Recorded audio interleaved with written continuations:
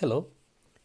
In this series of videos, we are going to solve a number of gas turbine problems using test steps. I've already logged in at thermofluids.net, and we launched the test steps page by clicking on this tab. So as you can see, all the test steps are organized in a tree.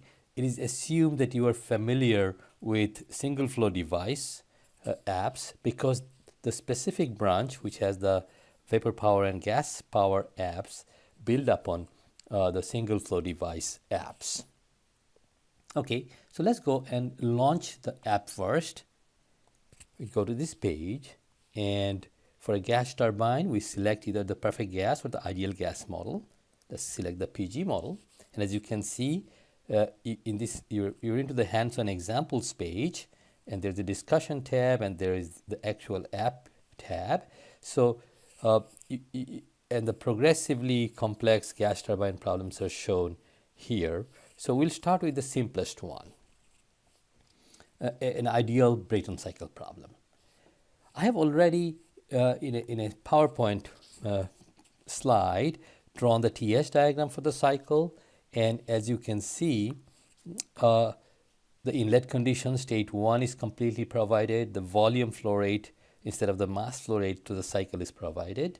And the pressure ratio is given. So if 100 kPa is my lowest pressure, 1200 is my highest pressure. And finally, the highest temperature of the cycle is also given to us.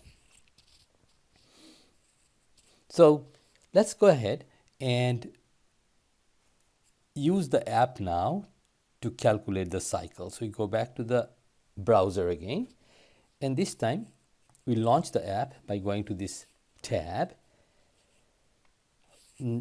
So our first thing would be to define the parameters that are known in this problem. So let me just center it.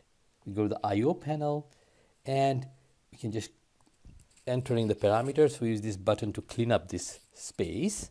What is given to us is pressure ratio.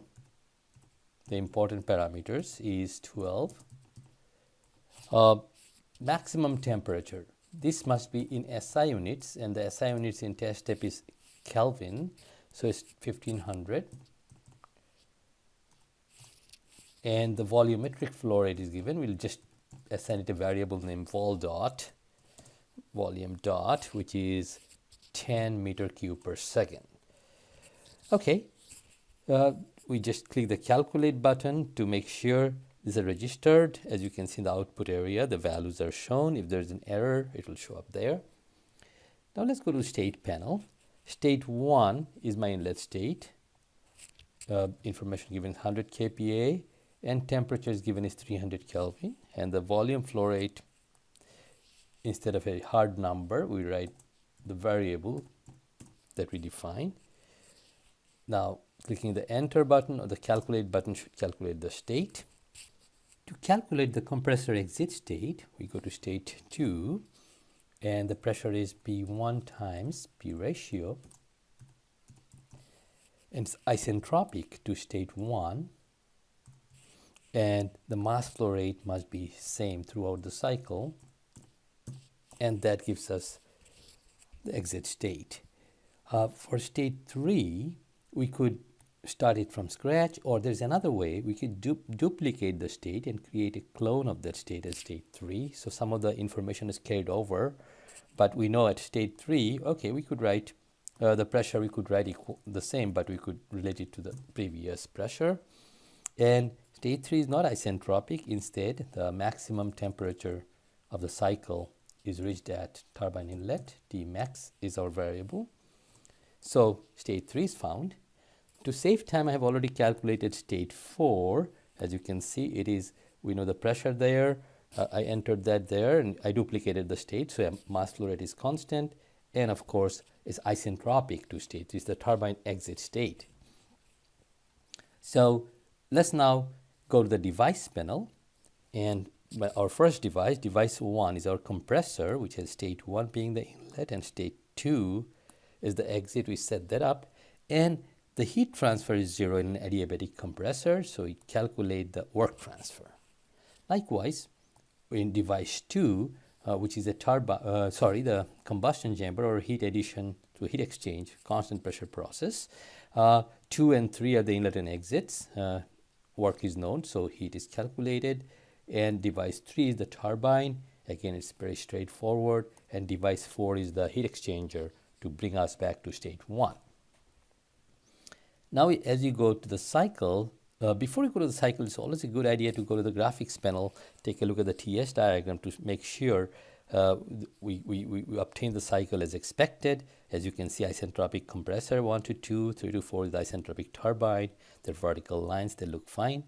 In the cycle panel, once you have analyzed every device, the cycle becomes complete. It is shown here, make sure it's shown.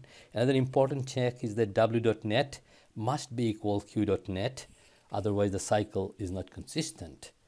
And finally, all kinds of results are like thermal efficiency that we're looking for, the net power output, this is found here, back work ratio, you name it. So all this information about the cycle are on this panel.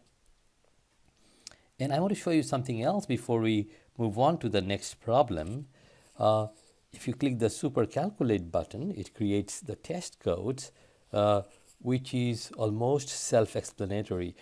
It essentially lists all the input to the problem, including the variables that we defined, the parameters that we define in the I/O panel. So now that we have the solution to the problem, it's so easy to perform a what-if study. So if I click on the user codes, it comes back with my parameters. Suppose we change the pressure ratio to 15.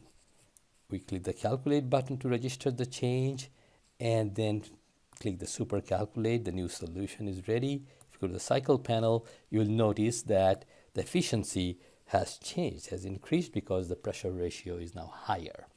So likewise, you can carry on as many what-if studies as you want.